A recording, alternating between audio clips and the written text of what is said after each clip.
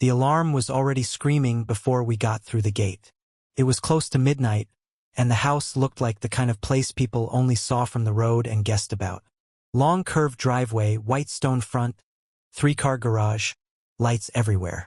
Rich place, big place, too quiet for that much panic. A woman in a robe was waving both arms near the front steps while another guy yelled that there was smoke on the second floor. I jumped off the truck with my mask in one hand and followed my captain inside. The smell hit first. Burnt plastic, hot wiring, that sharp kind of smoke that makes everybody in a house think the whole place is about to go up. My boots were loud on the marble floor. Somebody had left music playing in another room, soft piano under the alarm, which somehow made the whole thing feel stranger. "Kitchen panel says East Wing," my captain shouted. I moved with Ortiz up the main staircase while one of the others checked the first floor. Smoke had gathered near the ceiling upstairs, not thick enough to blind us, but enough to keep everyone tense. We found the problem fast. Small electrical fire inside a wall near a sitting room. Bad smell, ugly smoke, but contained. We opened it up, killed the hot spot, checked for spread, and within minutes the whole thing went from possible disaster to expensive inconvenience. That's usually the point where people either fall apart or start talking too much. I came back downstairs carrying a rolled section of scorched wiring, and that was when I saw her clearly for the first time. She was standing near the entry table, one hand around a glass of water someone had given her, the other resting against the edge of the table, like she needed it there just to stay still. She looked older than me by enough to notice, but not in a way that pushed me back. If anything, it made her stand out more. Dark dress under a loose cream wrap, hair pinned up in a way that had mostly survived the night, calm face, sharp eyes. Everybody else in that house looked shaken. She looked focused. "You found it?" she asked. Her voice was low and steady, like we were discussing a schedule problem and not smoke in her house. "Yeah," I said. "Electrical issue in the wall upstairs. We got it early." She nodded once, glanced toward the stairs, then back at me. "So I'm annoyed, not ruined." I almost smiled. "That's about right." One of the guys behind me asked her a few routine questions, and she answered all of them without missing a beat. No drama, no fake helplessness, no trying to turn the moment into something bigger. Just smart questions, clean answers. But every time I turned away, I had the feeling she was still looking at me. When we finally started packing up, the house had gone quiet again. The alarm was off. The smoke was clearing. Staff or family or whoever had been there earlier had drifted out of sight. I was near the front door pulling off my gloves when she stepped closer. "Derek, right?" she asked, reading my name patch. "Yeah. I'm Valerie," I said. "Nice to meet you." Even though that wasn't really the kind of night for it. She gave me this small look, like she knew exactly how strange the moment was and didn't mind. "Thank you for being the least dramatic person in my house tonight." That might be the nicest thing anybody said to me on a call. That got a real smile out of her. Not big, just enough to change her whole face. Then my captain called for me from outside. I nodded at her and headed for the truck. That should have been it. Weird night, beautiful woman, end of story. I was climbing into the passenger side when I felt somebody tap twice on the door frame. Valerie stood there, holding a folded piece of cream paper between two fingers. "You dropped this," she said. I frowned. "I don't think I did." "I know," she said, and slipped it into the front pocket of my jacket before I could answer. Then she stepped back. No smile this time, just that same calm look, direct and unreadable. Like she had already decided something and was fine letting me figure out the rest later. Ortiz shouted at me to move, so I got in and shut the door. We rolled through the gate, the house shrinking behind us, all lit up like nothing had happened. I waited until we hit the main road before I pulled out the note. It had one line on it. Her name, a number, and under that, neat and simple, "In case you ever leave work long enough to have dinner." If the story is already pulling you in, hit subscribe and drop a like. It helps more than you think. I waited a full day before I sent anything. Not because I was trying to play it cool. Mostly because I kept looking at the note and asking myself what kind of woman slips her number into a firefighter's jacket like that after a house call and actually means it. By the next evening, I was in the station kitchen staring at cold coffee when I finally texted her. I wrote, "So, how bad was the damage?" She answered less than a minute later. Less than it looked. More than I wanted. Dinner still stands. That was it. No extra words. No pretending she didn't know why she'd given me her number. Straight to the point. I liked that more than I should have.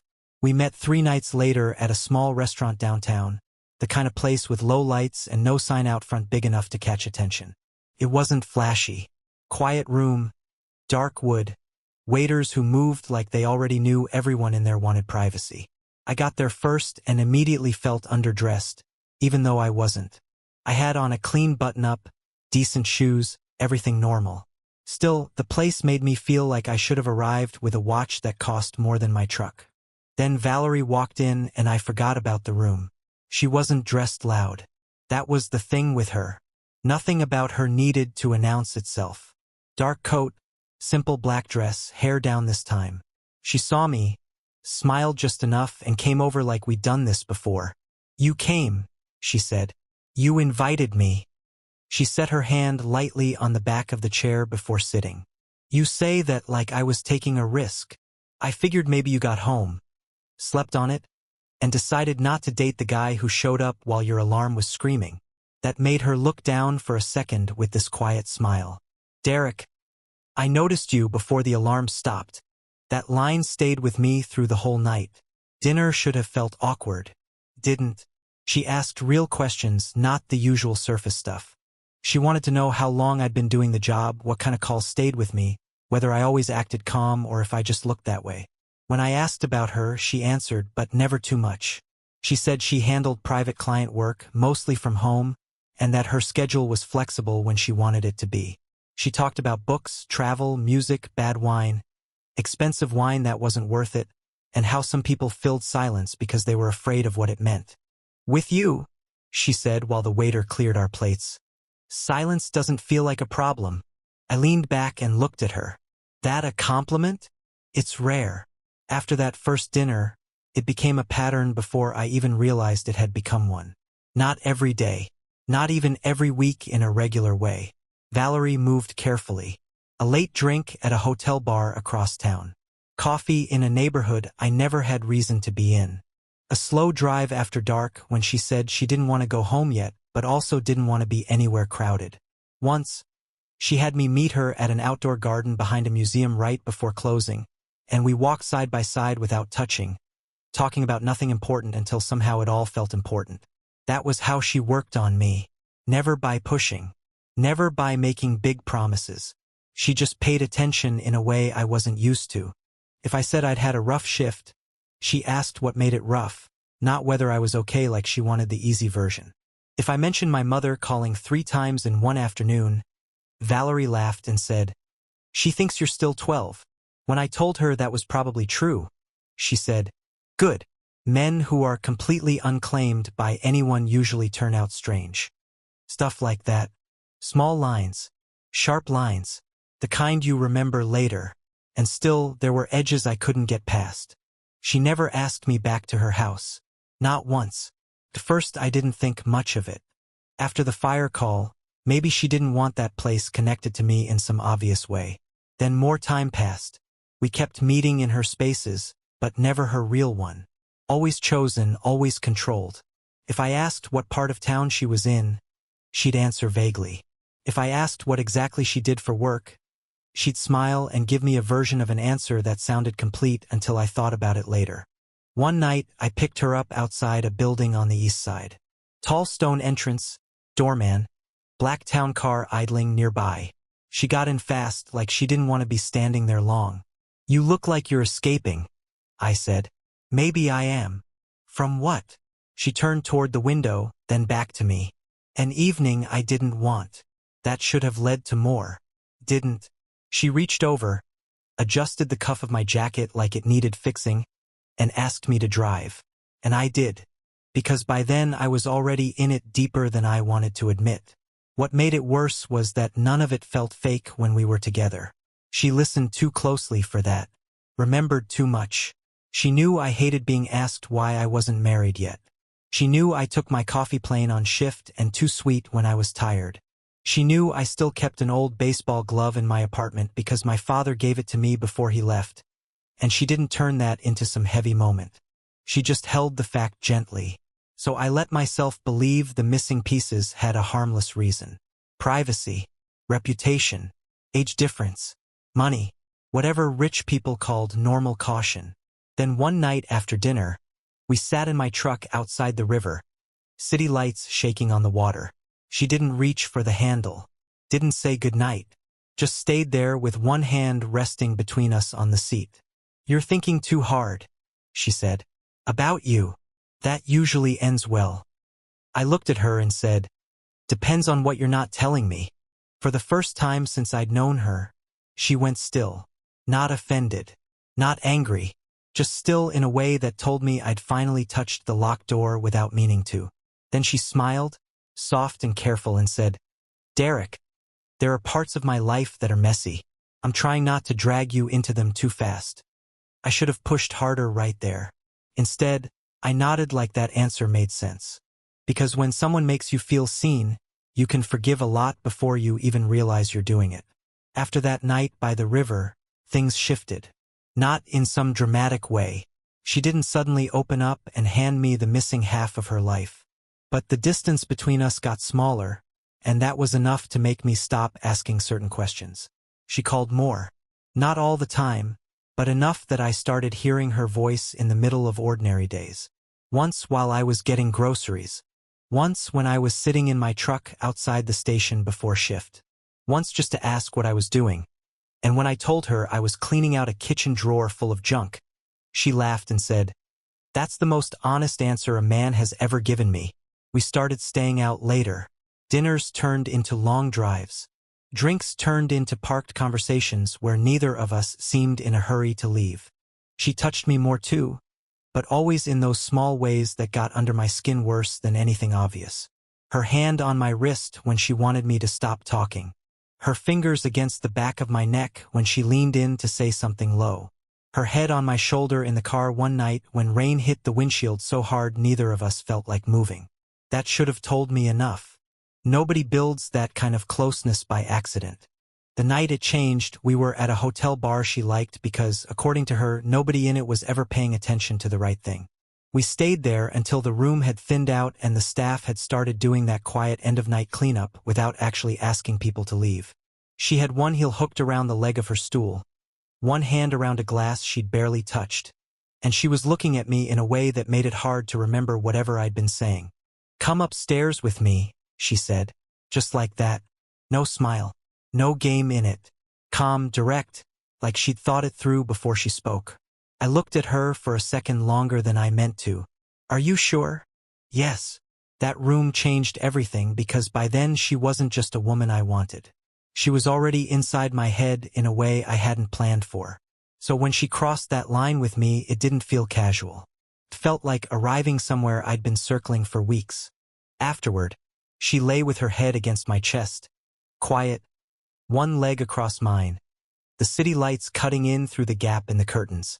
It was the kind of moment that makes you stupid if you let it. You start thinking the physical part proves the emotional part. You start acting like closeness means truth.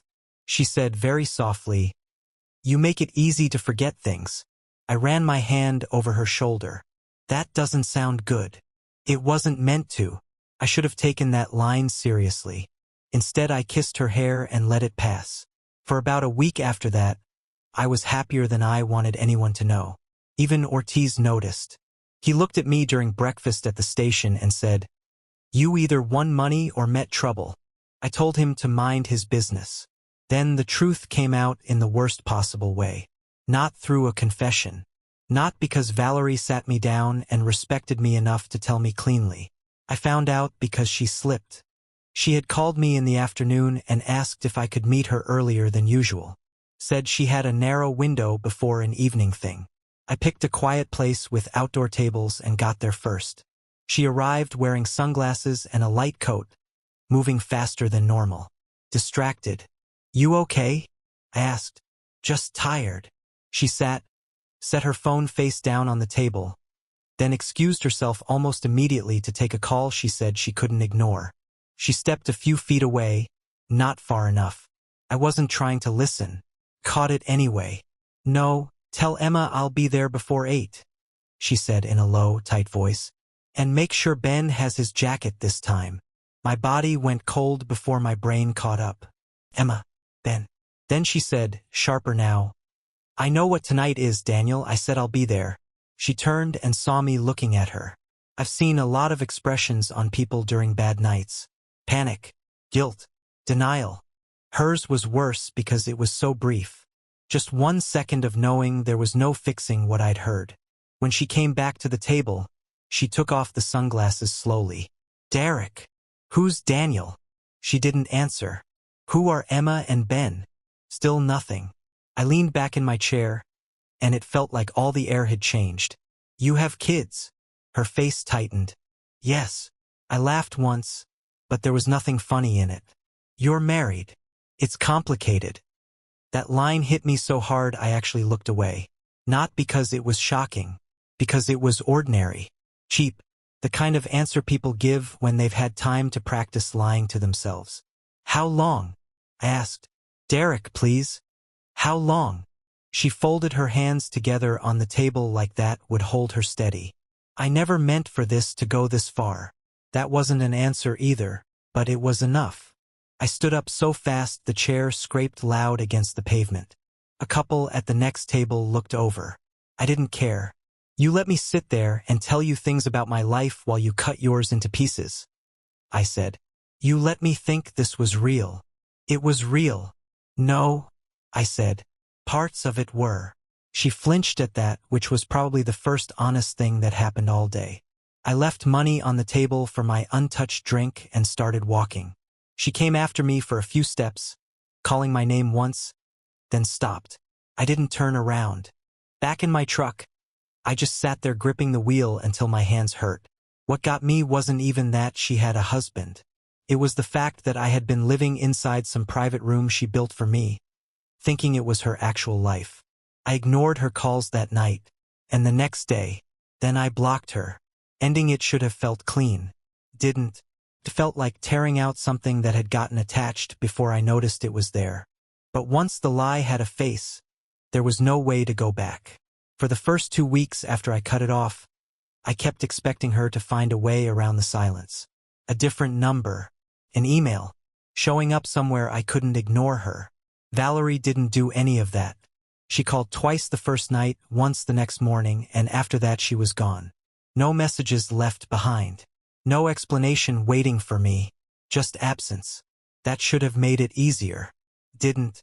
Because when something ends ugly, your brain does the stupid thing where it keeps trying to edit the story into a version that hurts less. I caught myself doing it on shift, in the gym, driving home. Maybe her marriage had really been over. Maybe she had been trying to leave. Maybe she told herself she'd explain when the timing was better.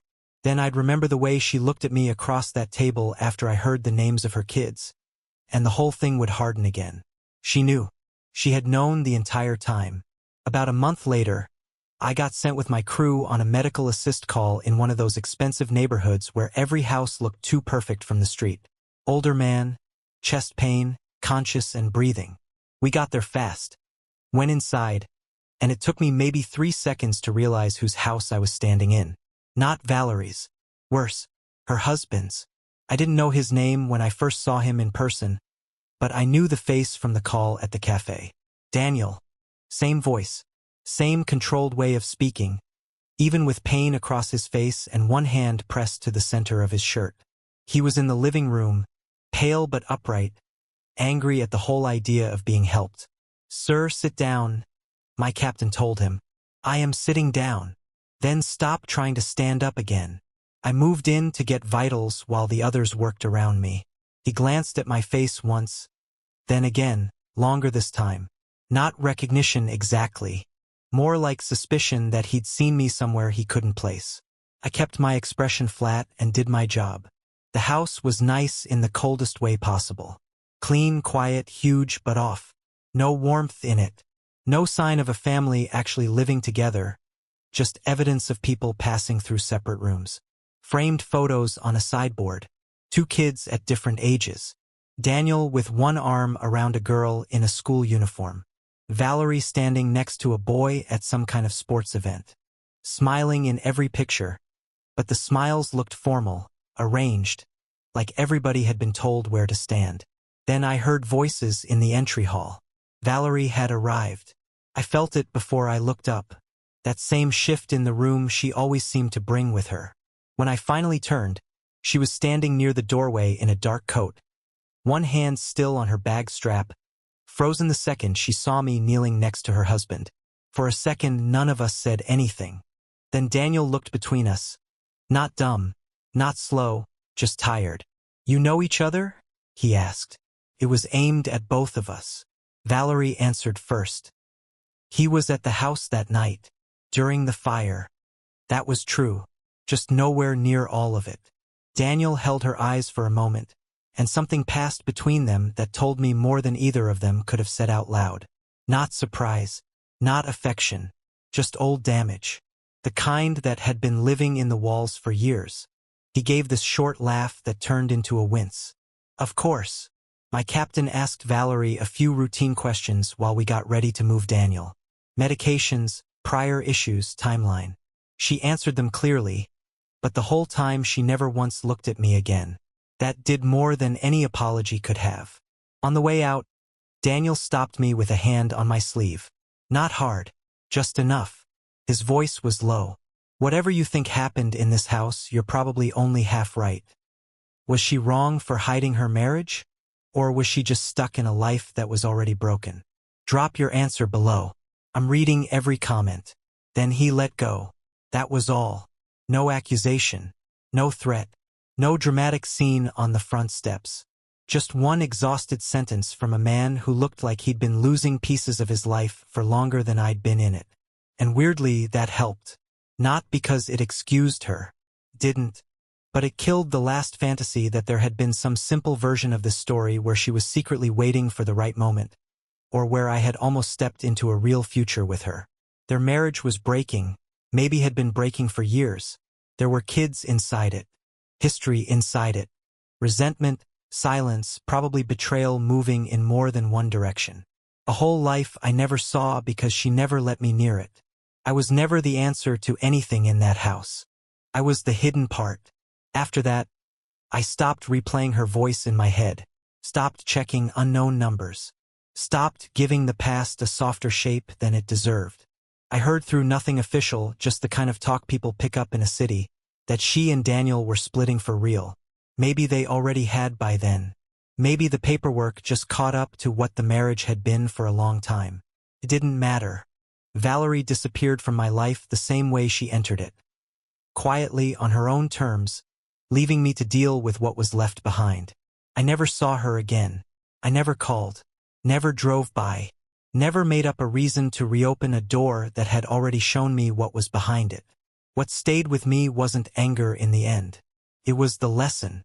Something can feel calm, close, and completely real while still being built on a lie.